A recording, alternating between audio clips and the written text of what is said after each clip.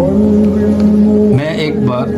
اپنے شیخ حضرت شاہ کی محمد اختر رحمہ اللہ خدمت میں تھا،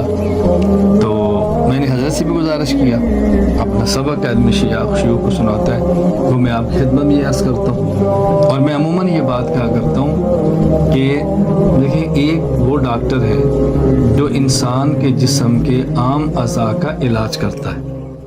اور ایک وہ ڈاکٹر ہے جو انسان کے دل کا علاج کرتا ہے، دماغ کا علاج کرتا ہے، اور ایک وہ ڈاکٹر ہے جو انسان کی قلبی کیفیات اور دماغ کے خیالات کا علاج کرتا ہے۔ یہ جو ڈاکٹر ہے جو انسان کے ظاہری اعضاء کا علاج کرے، یہ ڈاکٹر چھوٹا ہے، کیوں؟ اعضاء نظر آ رہے،